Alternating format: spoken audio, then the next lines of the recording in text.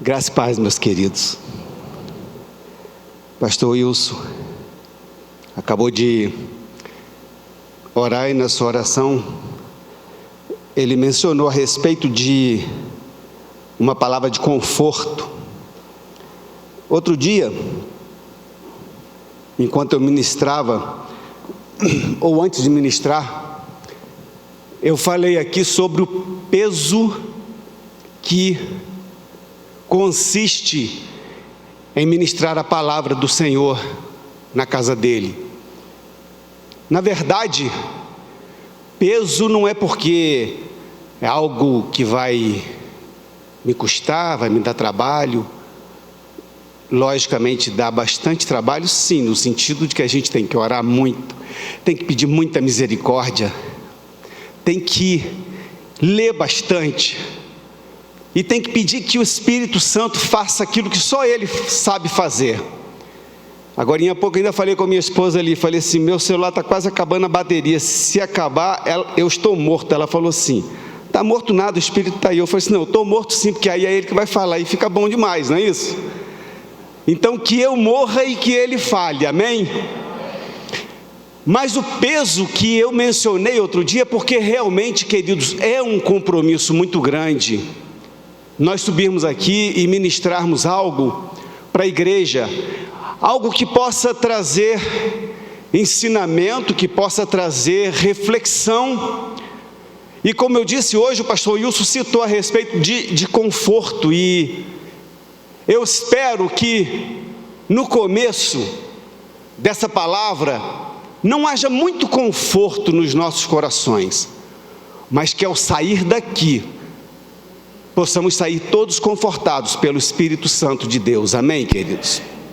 O tema da nossa mensagem é a unidade da igreja, e o texto que nós vamos ler encontra-se em Efésios capítulo 4, a partir do versículo 1. Eu gostaria que você abrisse a sua Bíblia.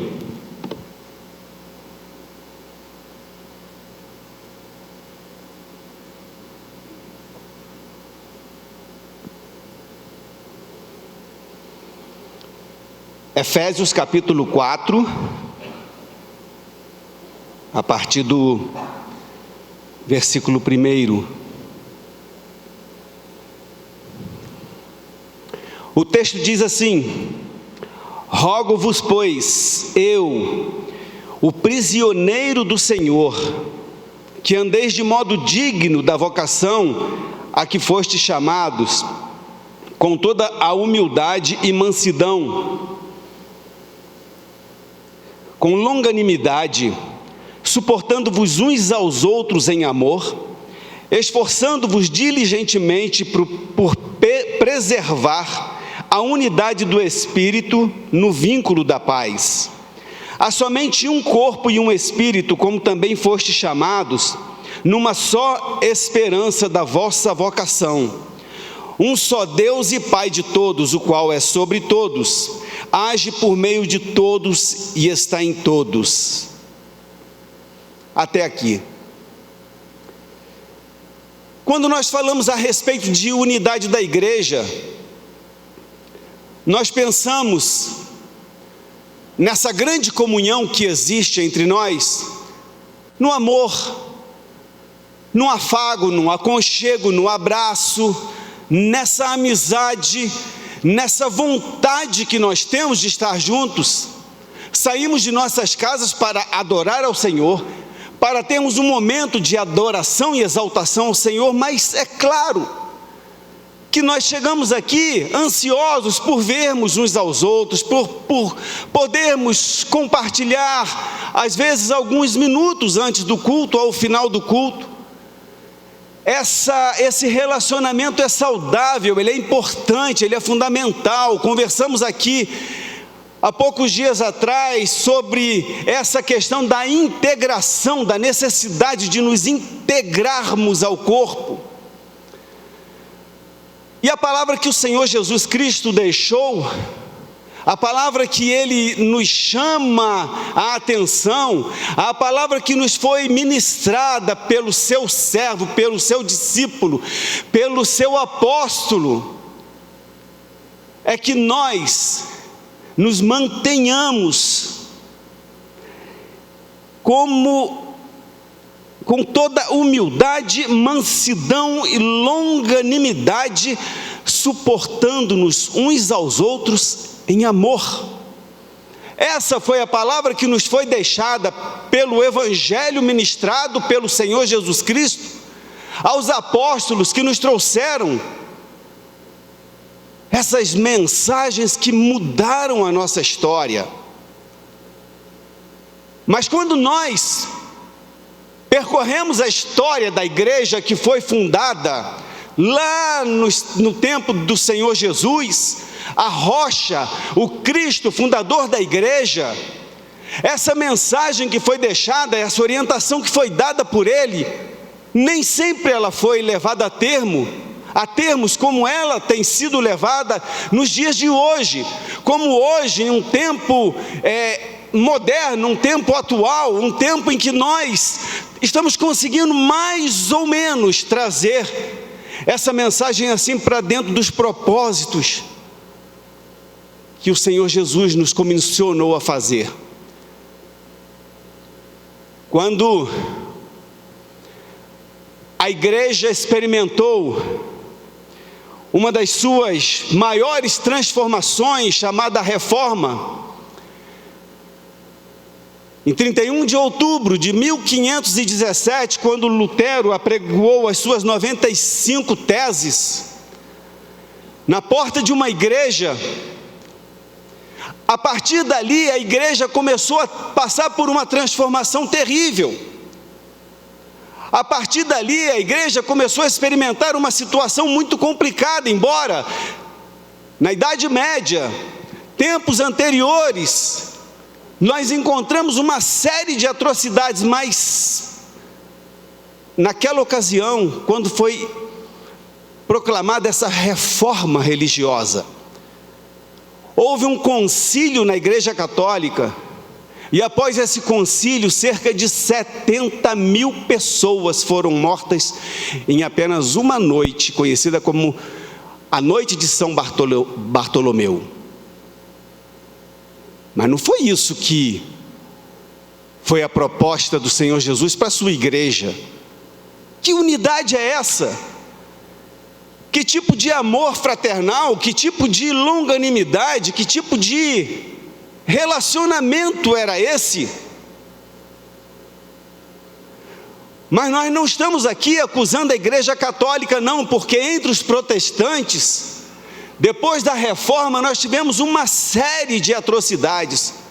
Países se dividiram, e uma série de comprometimentos a essa palavra foram gerados.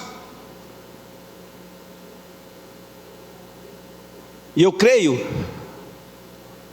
que nós, como igreja, precisamos conhecer essas coisas.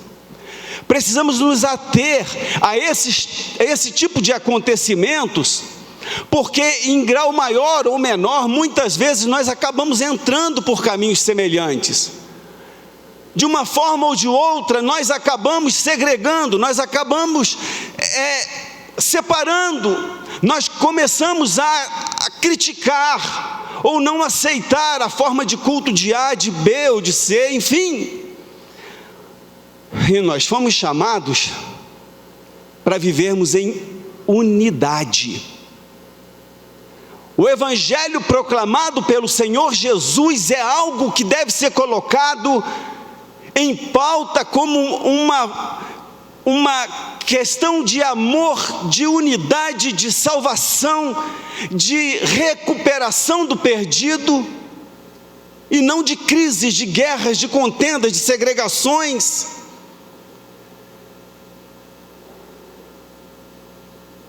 Então nós vivemos uma grande oportunidade na nossa vida. Nós vivemos um tempo de grande oportunidade, porque hoje nós temos acesso ao conhecimento, nós temos entendimento a respeito das coisas de Deus, nós temos conhecimento da história e podemos ver coisas que aconteceram e que não devem voltar a acontecer. Nós podemos perceber coisas que vêm acontecendo e que nós não devemos entrar por aqueles caminhos. Nós precisamos, definitivamente, queridos, entender o nosso chamado. Para que é que nós viemos? Por que é que nós fomos chamados? Qual foi o propósito de Deus para a nossa existência?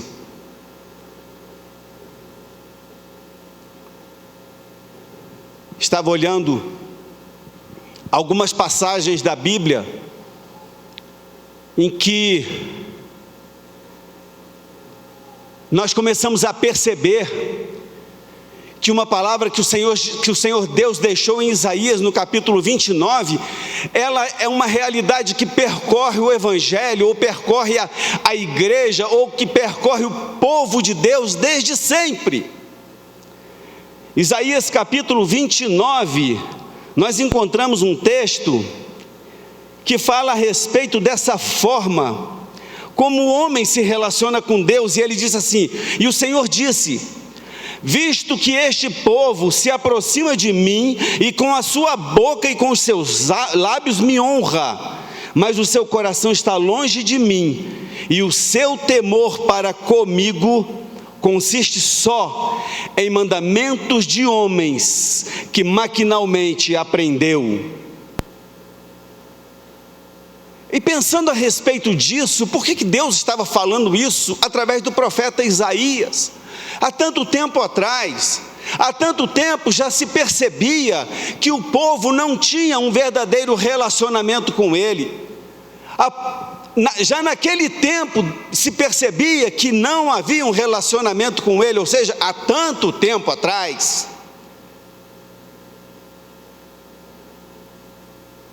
Eu não sei se você já parou para pensar, mas e eu creio que cada um já pensou: por que nós estamos aqui?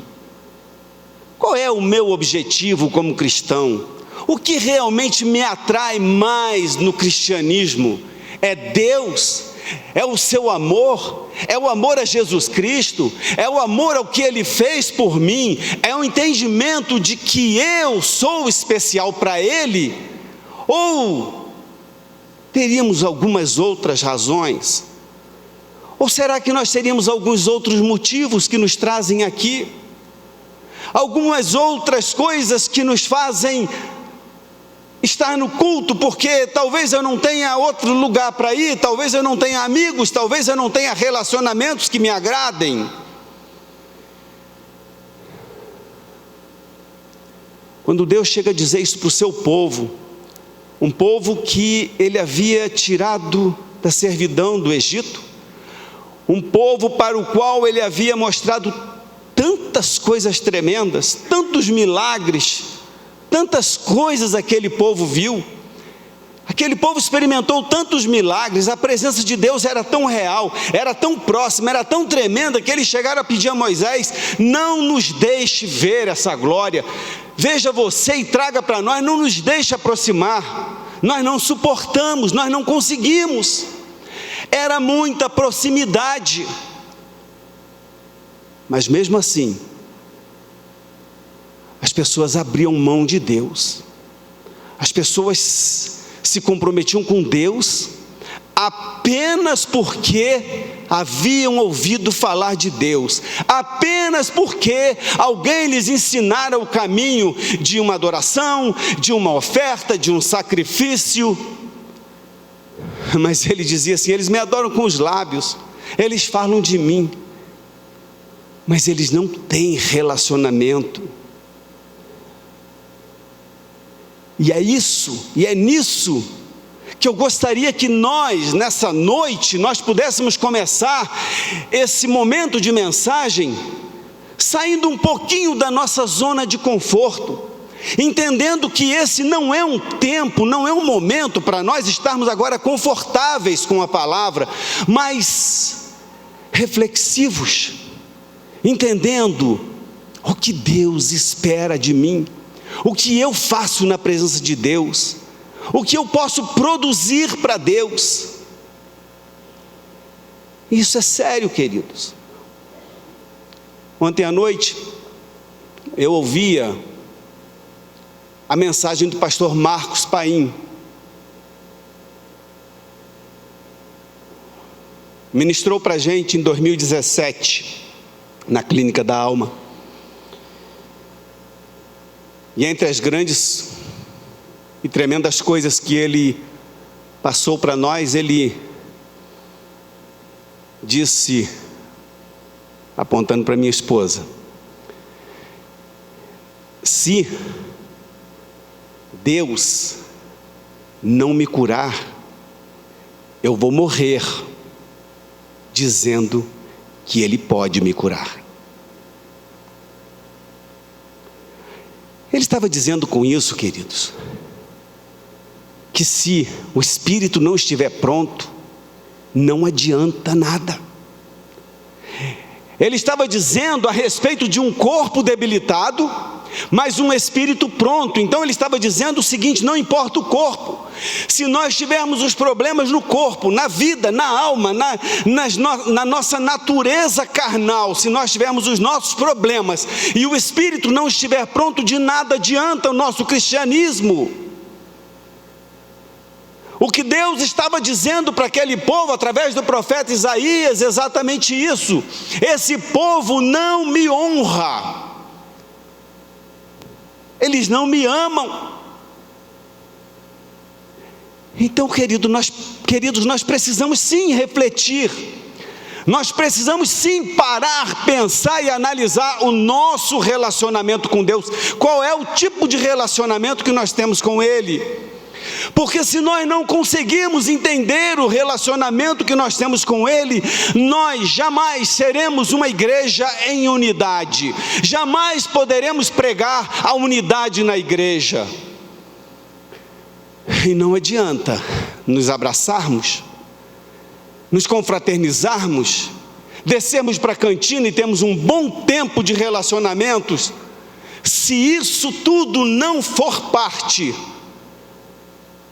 de um projeto muito maior, que envolve a salvação de nossa alma e do nosso semelhante, que depende exclusivamente do nosso mover, do nosso agir em Deus e através do seu Espírito Santo.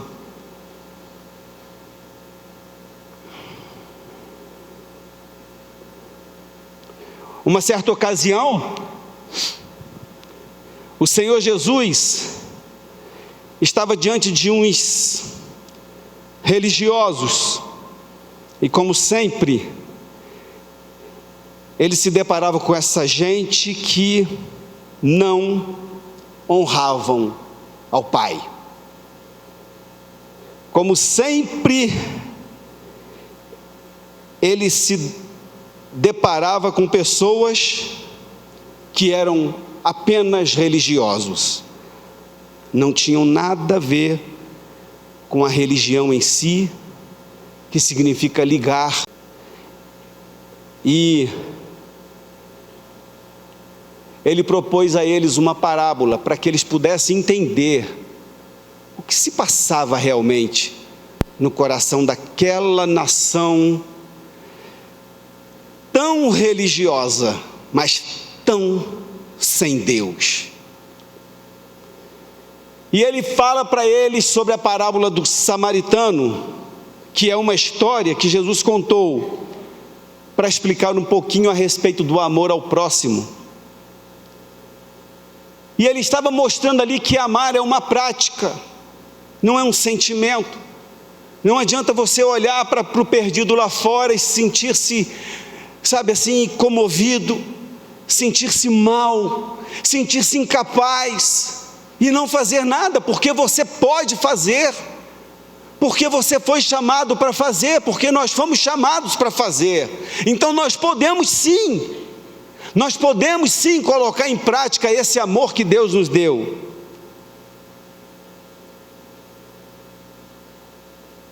E essa parábola do bom samaritano ela também mostra que nós devemos amar sem preconceito. Quando Jesus propôs essa parábola, ele deixou ali alguns ensinamentos, algumas coisas que mostraram para aqueles religiosos algumas nuances de como se relacionar, de como compreender o verdadeiro evangelho, de como compreender o verdadeiro amor de Deus que deveria estar fluindo através deles.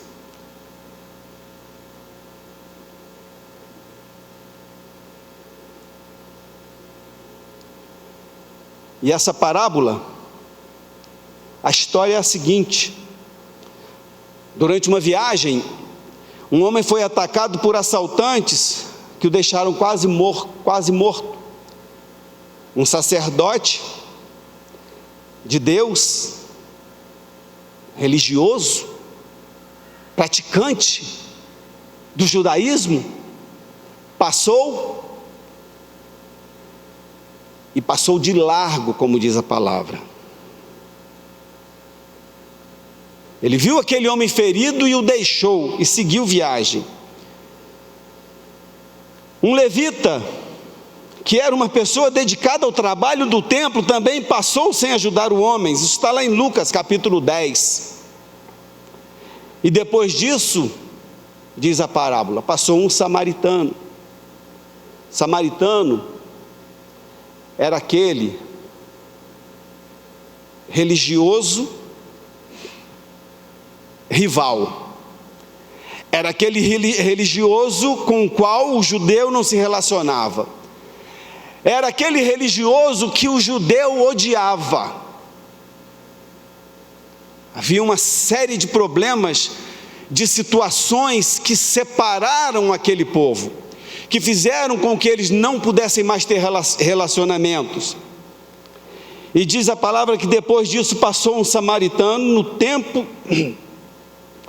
tempo de Jesus, os judeus e os samaritanos eram inimigos, e o samaritano teve dó daquele homem, tratou de suas feridas, o levou para uma hospedaria, cuidou dele, e pagou todas as suas despesas, e ainda disse para o dono da hospedaria que qualquer valor que tivesse a mais, que ele passaria lá depois e pagaria. E quando terminou de contar essa história, Jesus olhou para aquele religioso que havia questionado Jesus, e ele dizia assim: mas quem é o meu próximo?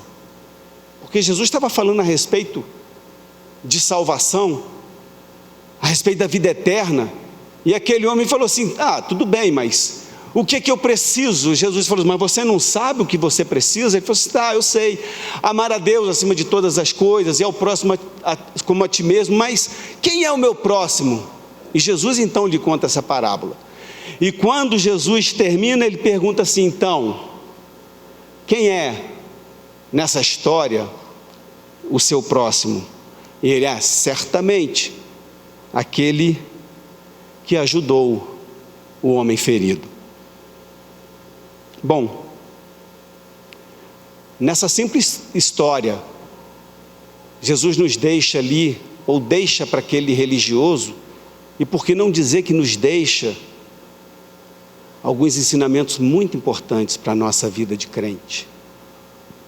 Por que não dizer que nesse momento Jesus está dizendo para todos nós que não adianta sermos religiosos, não adianta sermos conhecedores da palavra, sermos doutores da lei, não nos adianta termos uma vida regrada pela religião, uma vida voltada ao templo e aos seus rituais, se essa vida voltada para esses rituais não se traduzem em uma verdadeira vida com Deus.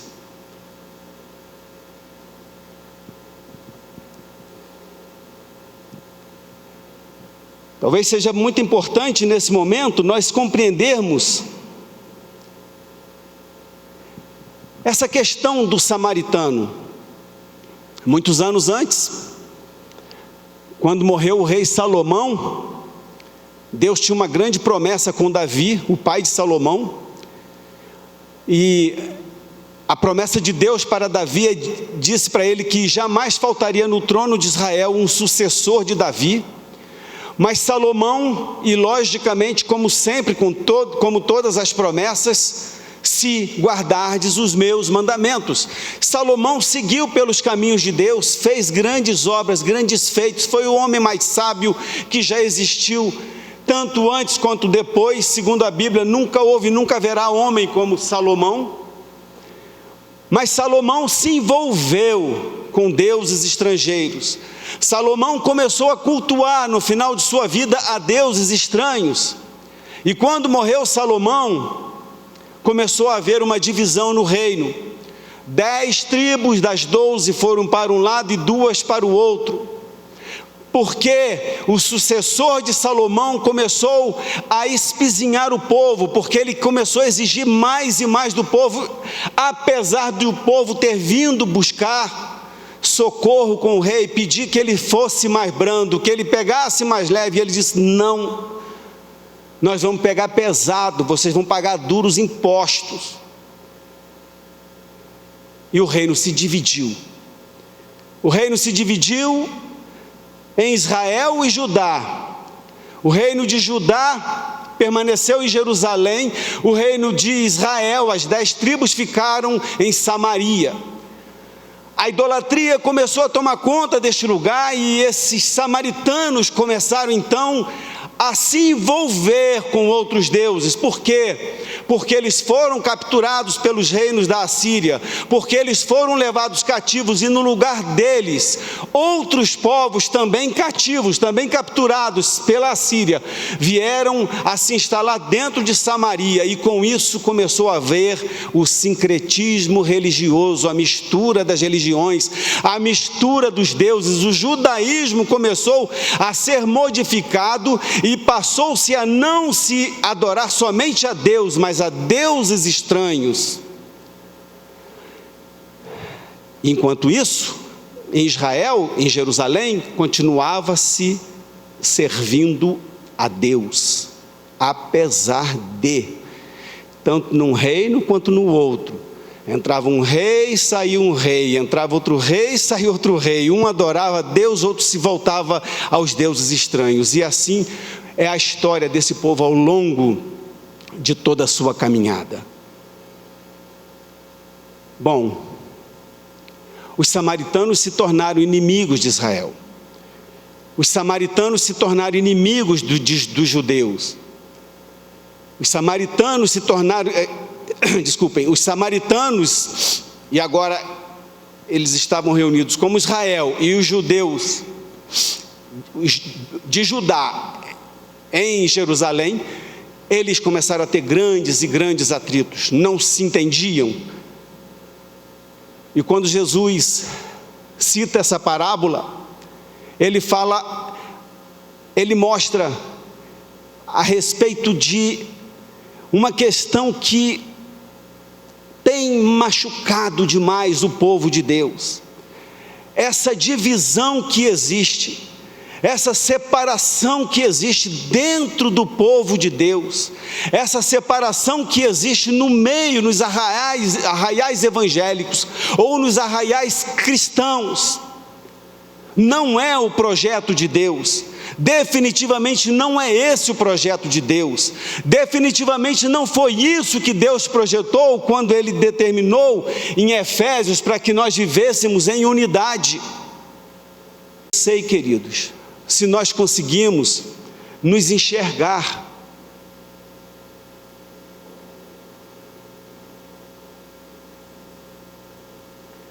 dentro de toda essa realidade, eu não sei aonde a gente consegue se colocar, porque a bem da verdade, todos nós fazemos, de certa forma, acepção de pessoas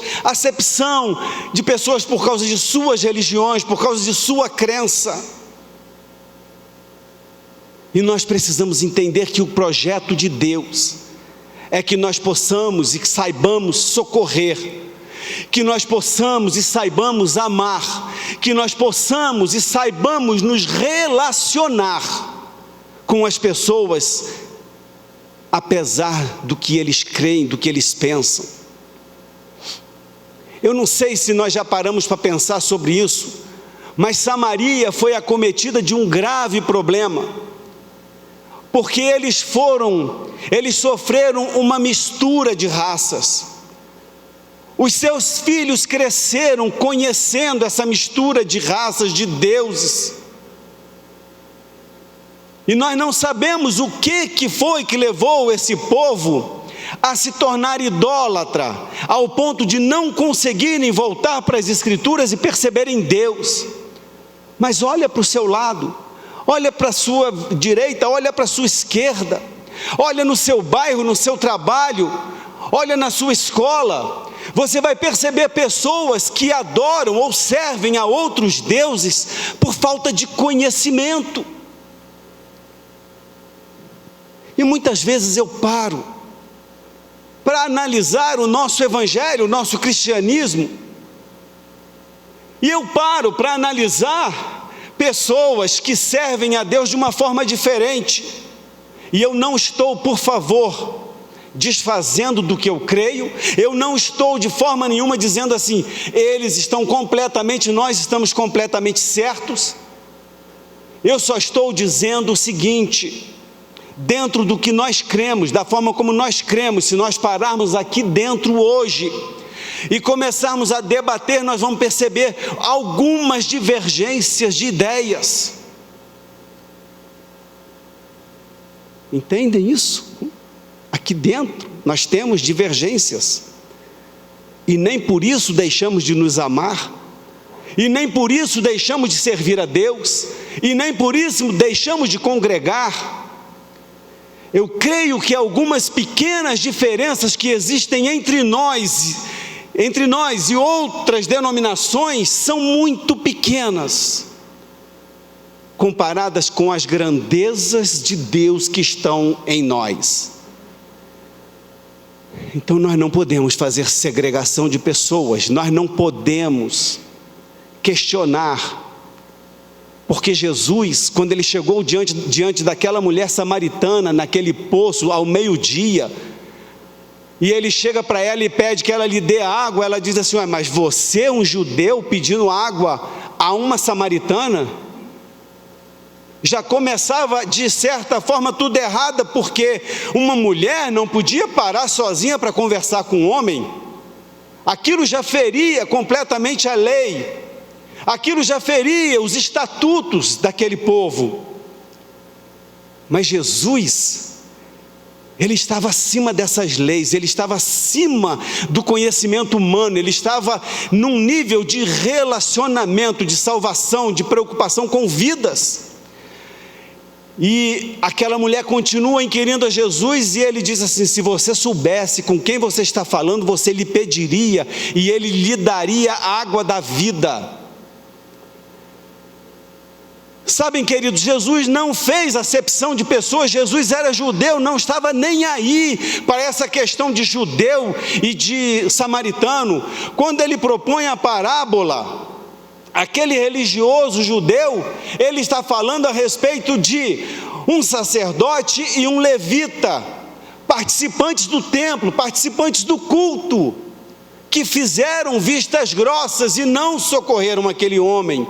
E ele começa a citar a respeito de um samaritano, inimigo, rival.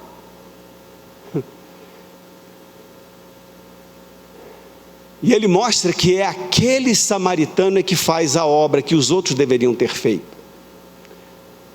Jesus estava mostrando ali naquela parábola a forma como nós devemos reagir, como nós devemos proceder. Nós não devemos fazer acepções de pessoas, nós não devemos de forma nenhuma selecionar pessoas,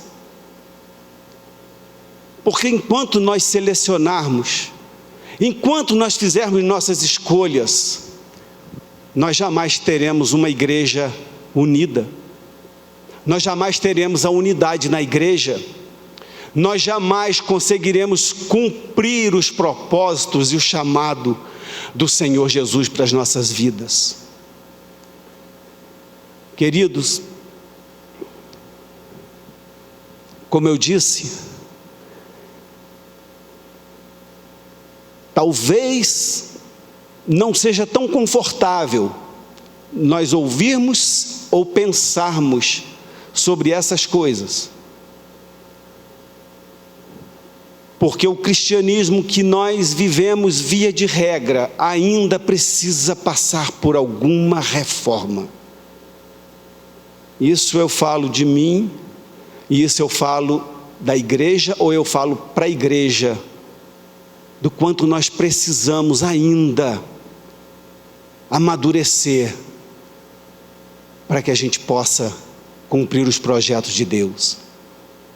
Enquanto nós não conseguimos compreender esses projetos de Deus para a nossa vida, enquanto nós não conseguimos compreender os propósitos de Deus para a nossa existência, nós continuaremos sendo como aqueles homens que criticaram Jesus quando ele entrou na casa de cobradores de impostos. Nós continuaremos sendo como aqueles que criticaram aquela mulher que derramou o bálsamo nos pés de Jesus e que enxugava os seus pés com os seus cabelos.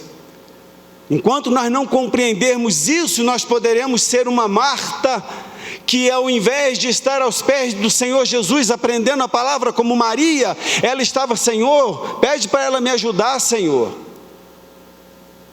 porque ela estava envolvida com as coisas desse mundo. É tempo, queridos, de reflexão.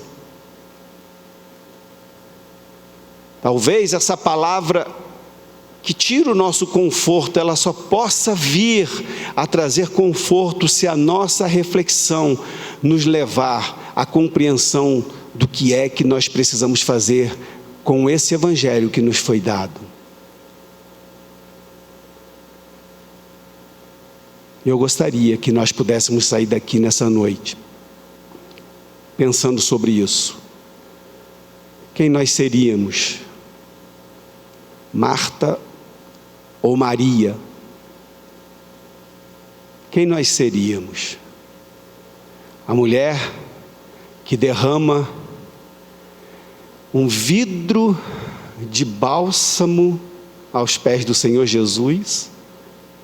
Ou aquele que disse: que louca essa mulher? Quantas pessoas poderiam ter sido ajudadas com dinheiro se tivesse sido vendido? Quem nós seríamos se nós víssemos o Senhor Jesus abençoando uma família, sendo alguém que abriu as portas para o Senhor Jesus, mesmo sendo um pecador?